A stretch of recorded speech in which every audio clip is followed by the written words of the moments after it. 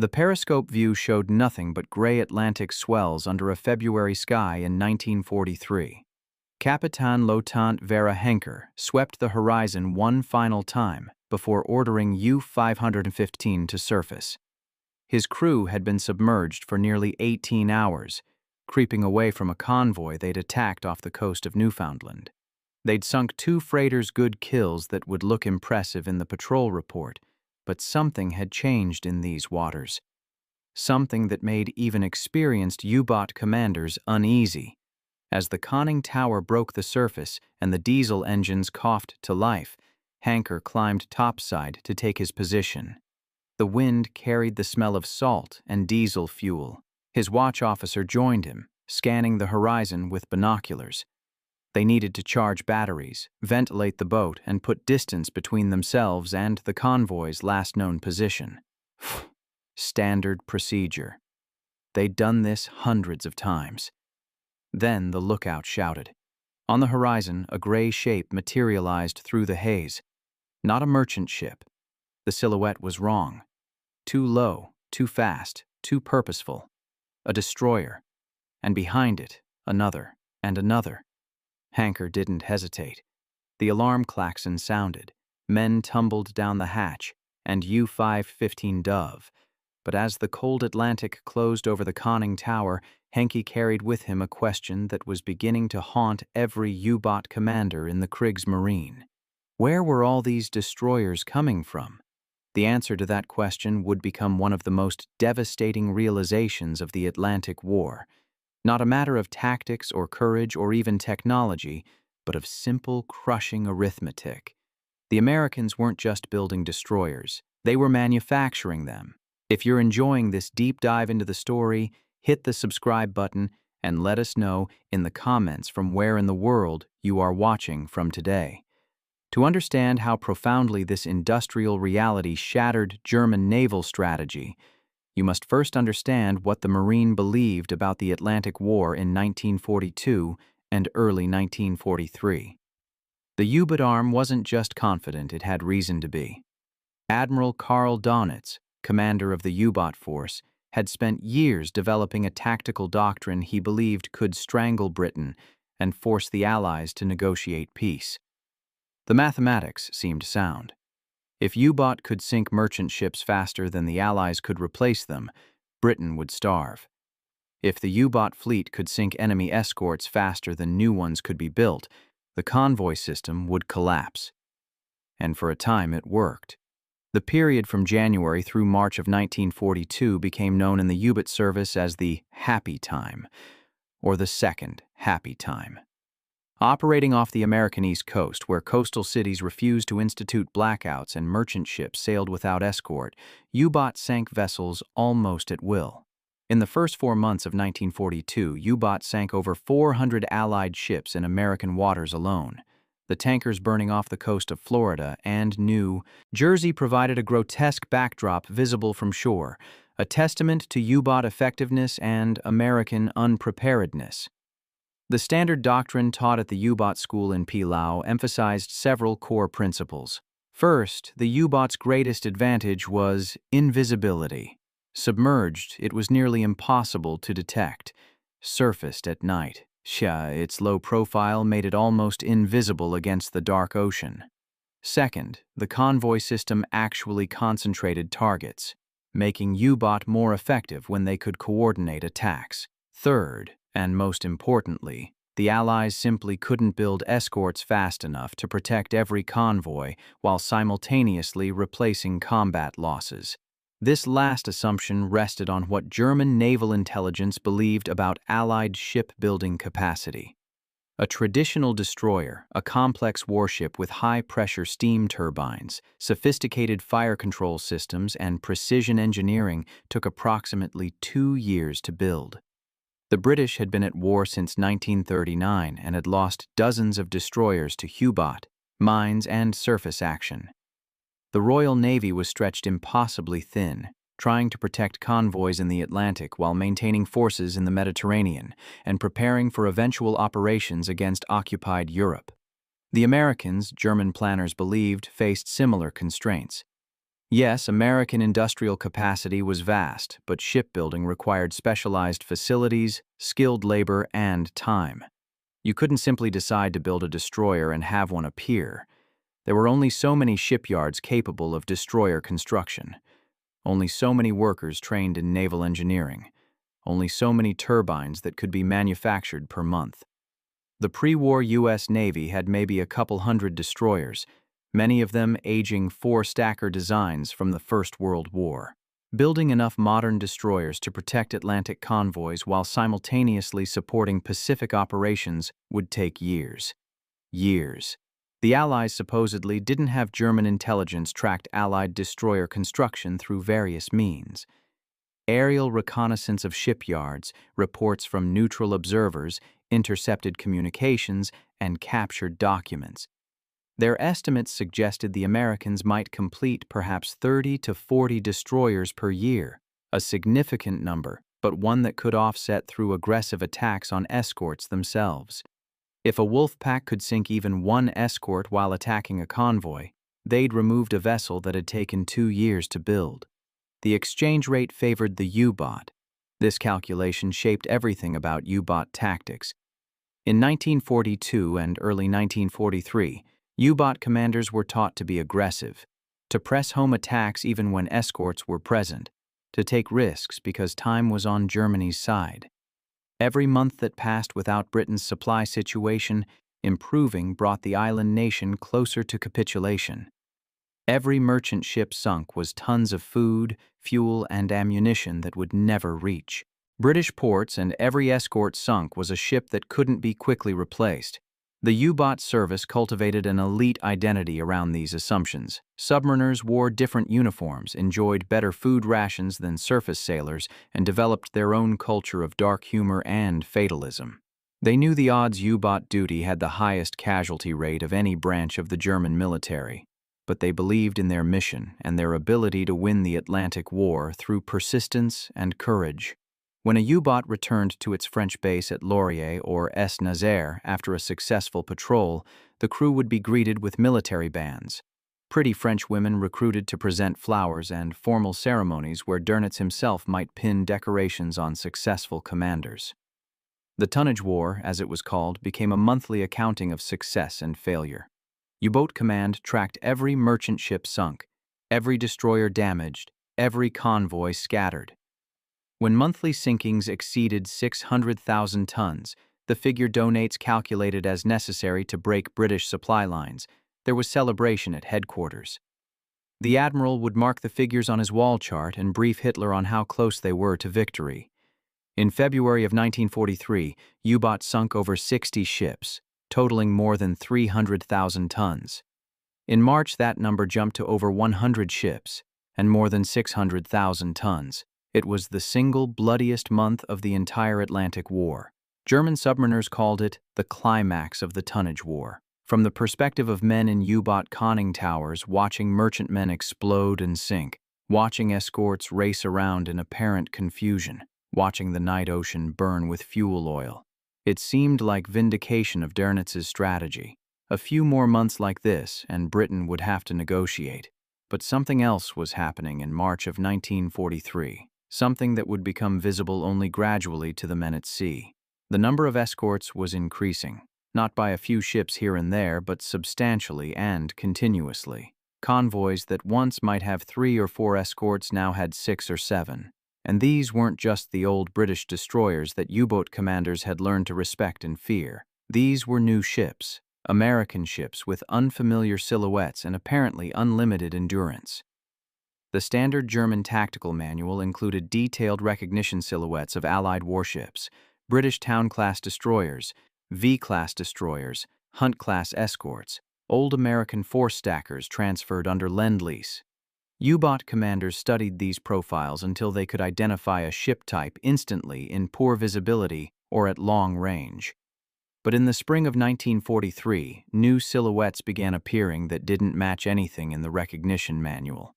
They were smaller than standard destroyers with a distinctive two-funnel arrangement and a squared-off stern. The intelligence section started compiling reports. New American escort type. Designation: destroyer escort. Purpose: anti-submarine warfare. Estimated production: unknown. That last word, unknown, should have been terrifying. But in the tactical urgency of convoy battles, it got lost in the larger flow of reports about radar developments, depth charge patterns, and Enigma security concerns. The few U-boat commanders who mentioned these new American escorts in their patrol reports noted that they seemed less formidable than fleet destroyers, slower, less heavily armed. Nothing to fundamentally change the tactical situation. They were catastrophically wrong.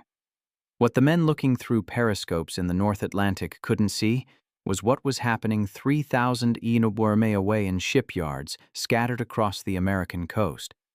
At the Four River Shipyard in Quincy, Massachusetts, workers were fitting out USS Avarts, the first of a new class of destroyer escorts. At the Mare Island Naval Shipyard in California, USS Brennan was under construction.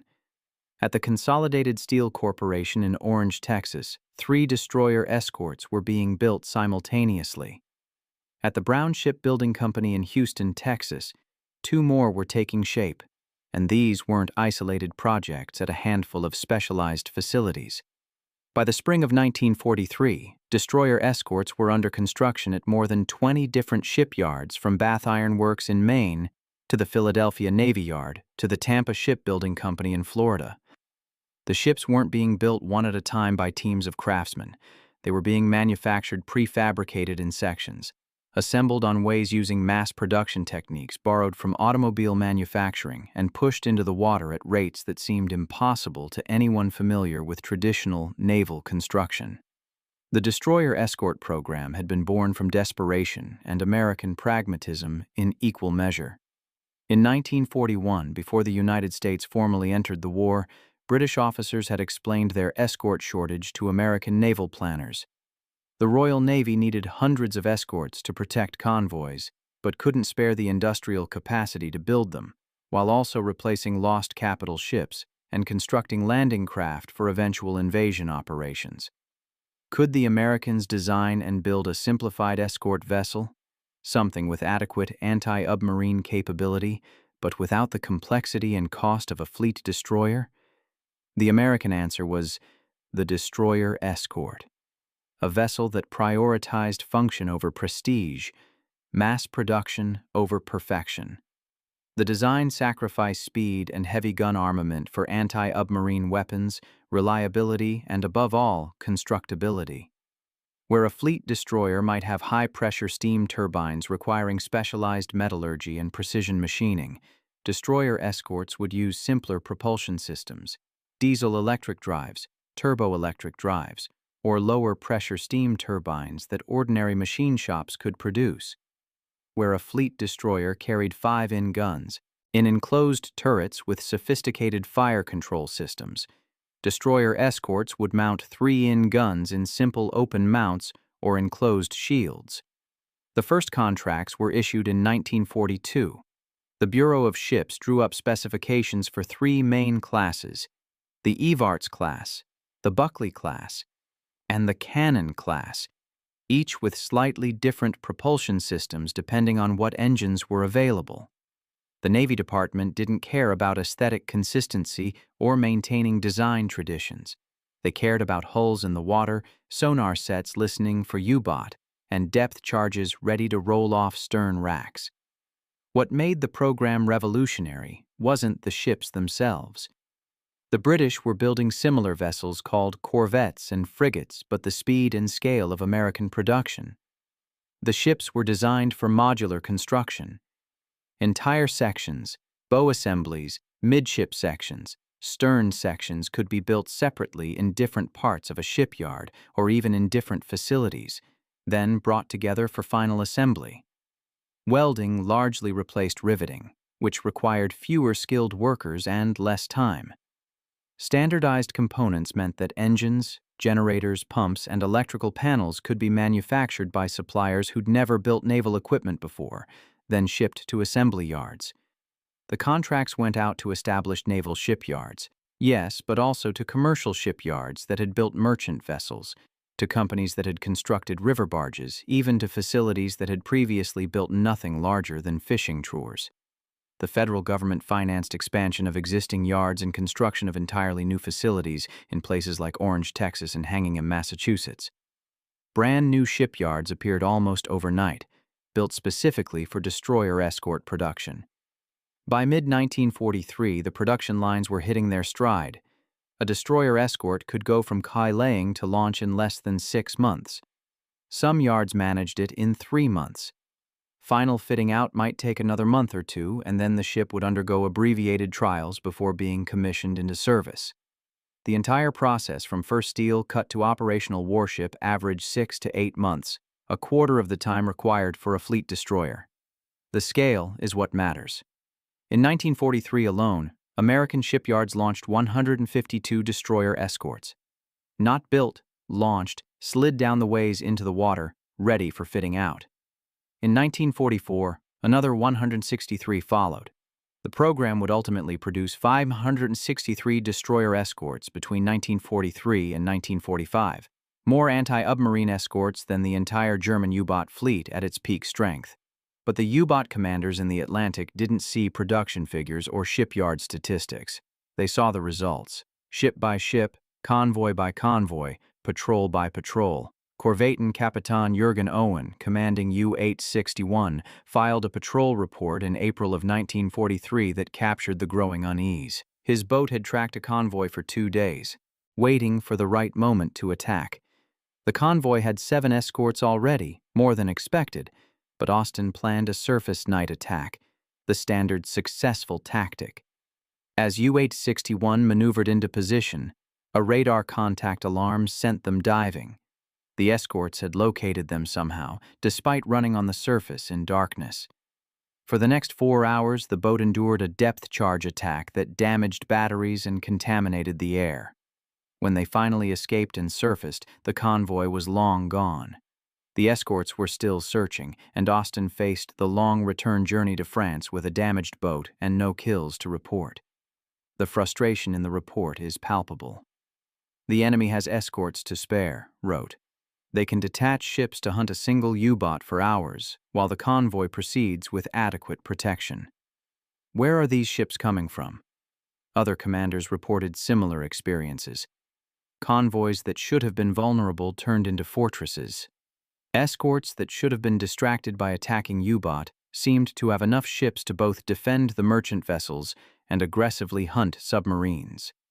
Wolfpack tactics, which had been devastatingly effective in 1942, became exponentially more dangerous. When multiple U-boat gathered to attack a convoy, the escorts no longer had to spread thin, trying to cover every approach. They could mass at the point of attack and saturate the area with depth charges while other escorts screened the merchantmen. The technical capabilities of the new American escorts added to the problem. They carried the latest radar sets, which could detect a surfaced U-boat at ranges of several miles, even in darkness or poor weather. Many carried high-frequency direction-finding equipment, HFDF, called Huff Duff, by Allied sailors, which could locate a U-boat by its radio transmissions. This was particularly devastating for Wolfpack tactics, which required U-boat to radio position reports to coordinate attacks. Every transmission became a beacon, drawing escorts directly to the broadcasting boat. The American destroyer escorts also carried more depth charges than earlier escorts, often over 100 per ship, and they used improved depth charge patterns based on operational research. The British had analyzed thousands of U-boat attacks and determined that the old pattern of rolling depth charges off the stern, while the escort steamed over a submarine's diving position, was inefficient.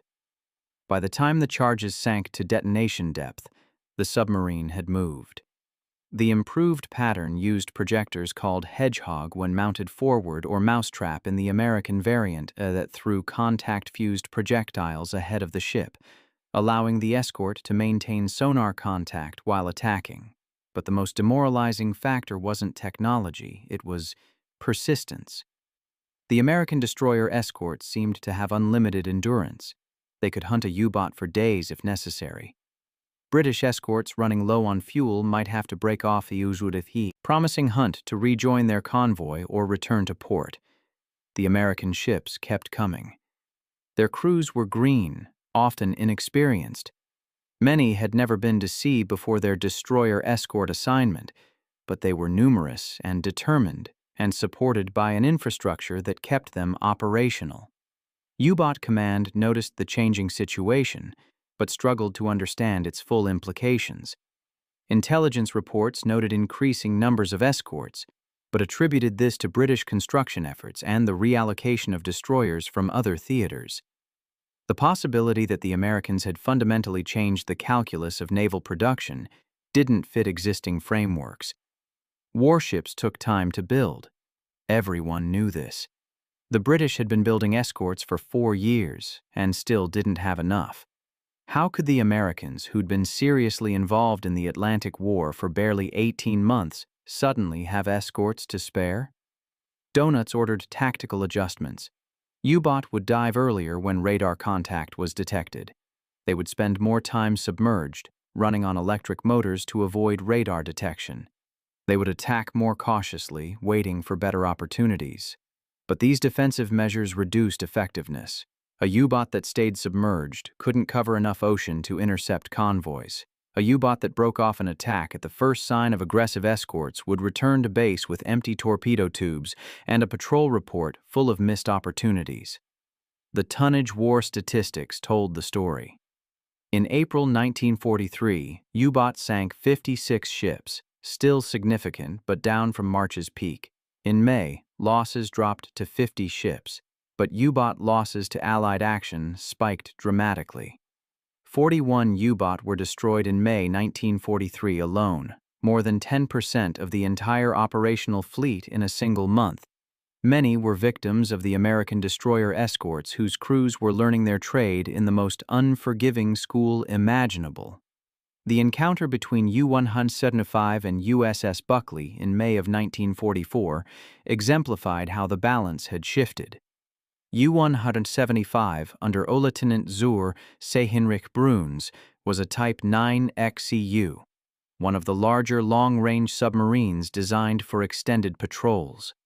Buckley was a destroyer escort, one of hundreds now operating in the Atlantic under the command of Lieutenant Commander Brent Maxwell A.L. On the night of May 3rd, Buckley detected U-175 on radar while screening a convoy. The U-boat was running surfaced, charging batteries. Able turned toward the contact and increased speed. In the darkness, the U-boat's bridge watch spotted the approaching destroyer escort, too late. They crash-dived, but Buckley was already on top of them, sonar pinging, depth charges ready. The first attack damaged U-175's dive planes and contaminated the air supply. Bruns surfaced, hoping to fight his way clear with his deck gun, a legitimate tactic when a U-boat was damaged and couldn't dive, but Buckley closed to point-blank range, raking the U-boat's conning tower with 20mm and 40mm fire, killing or wounding most of the deck gun crew. What happened next became legendary in destroyer escort law, but is telling about the desperation of U-boat warfare by 1944. Buckley rammed U-175 and the two vessels momentarily locked together. German sailors attempted to board the American ship, while American sailors fought them hand-to-hand on the deck. The U-boat's crew was trying to surrender, but in the chaos and darkness, both sides fought with knives, wrenches, and fists until the vessels separated. U-175 sank shortly after. Buckley rescued 36 survivors. The story spread through the U-boat service, not as a tale of heroism, but as evidence of how thoroughly the Atlantic War had turned against them. A large Type 9 U-boat commanded by an experienced officer had been hunted down by a single destroyer escort and destroyed in a running gun battle that ended in hand-to-hand combat. The American escort was back on convoy duty within days. The U-boat and its crew were gone.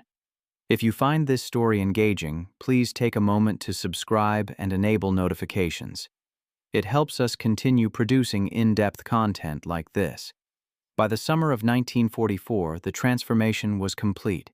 The Allies were landing in Normandy, and the supply lines across the Atlantic that made the invasion possible were flowing uninterrupted. U-boat had been forced away from the main convoy routes, pushed into marginal areas where they might find unescorted stragglers or catch a convoy by chance. The wolf-pack tactics that had terrorized the Atlantic were abandoned.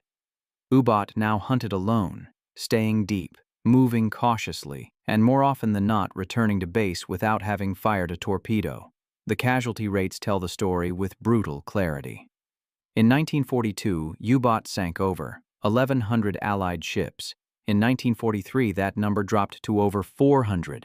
In 1944, it fell to 132. Meanwhile, U-boat losses climbed steadily. 2,437 U-boat were destroyed in 1943. 241 were lost in 1944. By 1945, U-boat patrols were essentially suicide missions. Boats would put to sea knowing they had perhaps a 30% chance of returning. The psychological impact on U-boat crews was devastating. The service that had once been the elite of the Kriegsmarine, the arm that might win the war through aggressive offensive action, became a death sentence.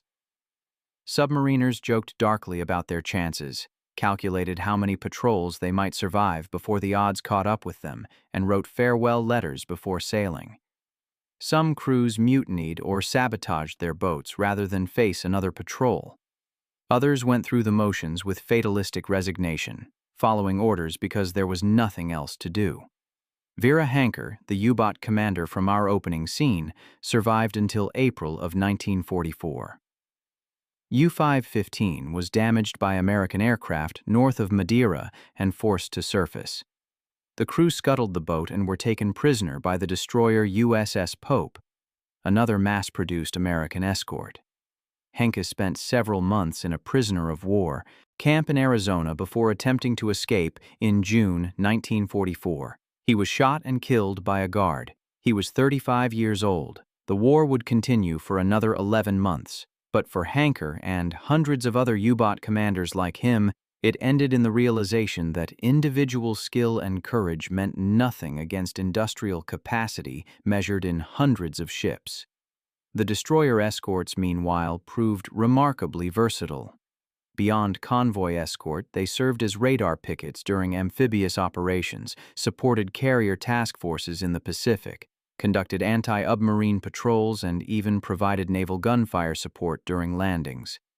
Many were transferred to Allied nations under Lend-Lease. Britain received 78 destroyer escorts. France received 14. Brazil received 8. The Soviet Union, which had no indigenous anti-submarine escort capability, received 32. These ships served under foreign flags well into the 1950s and 60s, a testament to their robust construction and practical design. Some destroyer escorts had distinguished careers. USS England, a Buckley-class destroyer escort, sank 6 Japanese submarines in 12 days during May 1944, a record that has never been equaled. USS Samuel B. Roberts earned the nickname the destroyer escort that fought like a battleship when during the Battle of Samar. In October 1944, it charged Japanese heavy cruisers and battleships to protect American escort carriers fighting until it sank. Many destroyer escorts earned combat stars and unit citations. More importantly, they kept the sea lanes open, allowed the convoys to reach their destinations, and made Allied victory possible. The human cost was substantial on both sides. Over 30,000 German submariners died during the war, a casualty rate of approximately 75%, the highest of any military branch in any nation during World War II. These men drowned in sinking U-boat, suffocated when air supplies failed, were killed by depth-charge concussions, or died trying to abandon ship in winter Atlantic storms. Most have no graves. Their bodies rest in sunken submarines scattered across the ocean floor from Norway to the Caribbean. The destroyer escort crews suffered as well, though their losses were proportionately lighter. Destroyer escorts were torpedoed, bombed, and sunk in surface action. USS Leopold was torpedoed and sunk by U-255 in March 1944 with heavy loss of life. USS Frederick C. Davis was torpedoed and sunk by U-546 in April 1945, one of the last American warships lost to U-boat action. USS Everall, USS Shelton, and USS Underhill were all sunk during Pacific operations.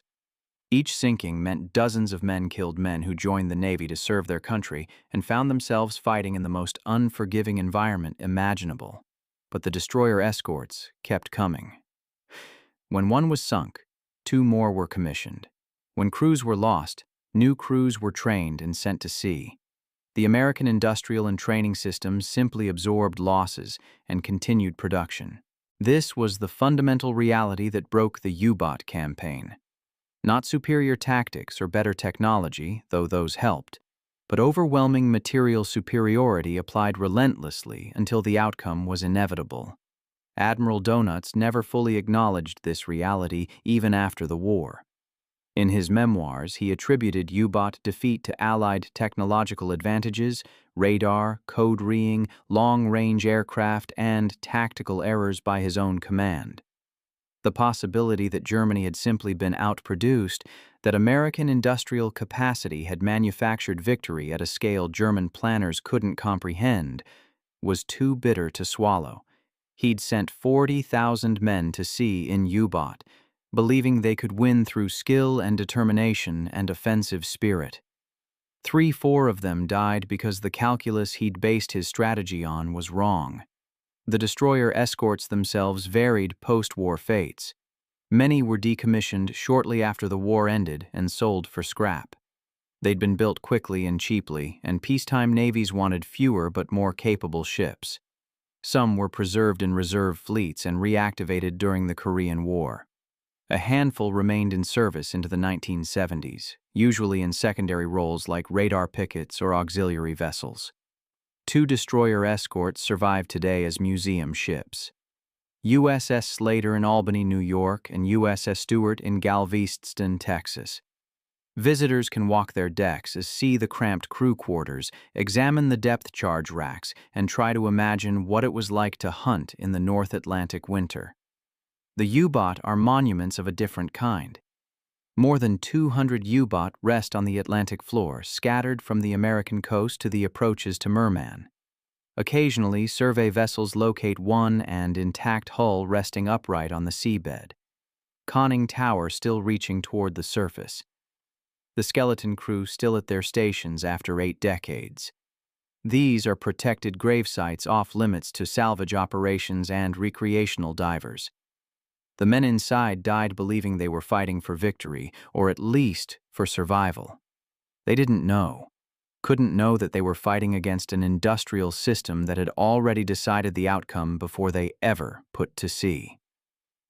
The strategic lesson of the destroyer escort program extends beyond World War II. It demonstrated that in industrial age warfare, production capacity matters more than individual capability. A dozen exceptional ships crewed by the finest sailors commanded by tactical geniuses can be defeated by 100 adequate ships with trained crews and solid doctrine. This principle shaped Cold War naval planning, where both the United States and Soviet Union built thousands of patrol boats, frigates, and destroyers on the assumption that quantity has equality all its own. The lesson was tragic for the U-boat service because they understood it too late. By the time U-boat commanders realized that every American destroyer escort sunk would be replaced by 3 more within months, by the time they understood that the convoy system was no longer vulnerable because escorts were no longer scarce, by the time the true scale of American production became undeniable, it was too late to change strategy or negotiate terms or even save their own lives. They went to sea in obsolete submarines with inadequate weapons facing odds that grew worse with every patrol because the alternative was surrender, and the Nazi regime didn't permit surrender. Vera Hanker trying to escape from a prisoner of war camp in Arizona, running toward the fence with spotlights tracking him, and guards shouting warnings might have had a moment to reflect on the absurdity of his situation. He'd survived 2 years of Atlantic combat, commanded one of Germany's most successful U-boat, sunk over 20 Allied ships, been decorated by Hitler himself, and he died trying to climb a fence in the American desert, shot by a guard armed with a mass-produced Moen Garand rifle. The Americans had industrialized everything, even imprisonment. The final tally speaks for itself. 563 destroyer escorts built in 4 years. Over 700 U-boat lost during the war. The arithmetic was always against the Marine, but they didn't see it until the numbers became visible as ships on the horizon. Depth charges in the water and patrol reports listing failed attacks and lost comrades. The U-boat war wasn't lost in a single battle or through a brilliant tactical innovation. It was lost in the shipyards of Texas and Massachusetts and California, where welders and riveters and diesel engine mechanics built victory one ship at a time, faster than the U-boat could possibly sink them. In the end, the question isn't why the U-boat feared American destroyers. The question is how long it took them to realize they should have. When Hanker climbed to the conning tower of U-515 in February 1943 and saw 3 destroyers on the horizon where there should have been one, he was seeing the future of the Atlantic War. None of them did. They learned through experience, patrol by patrol, until the lesson was burned into their consciousness through depth charge explosions in sinking ships and watching their friends die. America hadn't just entered the war. America had industrialized it, and no amount of courage or skill or tactical brilliance could overcome that fundamental fact. The Atlantic War was decided not by heroes or cowards, not by superior weapons or brilliant admirals, but by production schedules in shipyards, by welder productivity rates, by diesel engine manufacturing capacity, by the unglamorous mathematics of industrial mobilization. The destroyer escorts were the physical embodiment of that reality. Plain, functional ships built by the hundreds, crewed by inexperienced sailors sent to sea with minimal training, and ultimately decisive because there were so many of them that individual losses didn't matter. For the U-boat service, the realization came too late and at too high a cost. They fought to the end, because they had no choice, sending younger and younger crews to sea in boats that were obsolete before they launched, achieving nothing except their own deaths and the deaths of the Allied sailors they managed to kill before being destroyed themselves. The last U-boat sank a merchant ship on May 7, 1945. Germany surrendered the next day.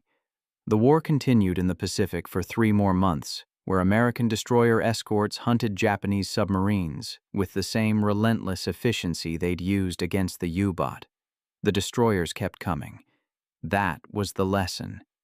No matter how many you sank, no matter how well you fought, no matter how clever your tactics, the destroyers kept coming. And that's why the U-boat feared them. Not because of any individual ship's capability, but because of what they represented. An industrial system that could absorb losses, maintain production, and ultimately grind down any opposition through sheer material superiority. The men who died understanding, that died knowing they'd never had a chance. The men who died before understanding it, died still believing victory was possible. Either way, they died. While the shipyards kept building, the convoys kept sailing, and the destroyer escorts kept hunting until there were no more U-boat left to sink. Thank you for watching. For more detailed historical breakdowns, check out the other videos on your screen now, and don't forget to subscribe.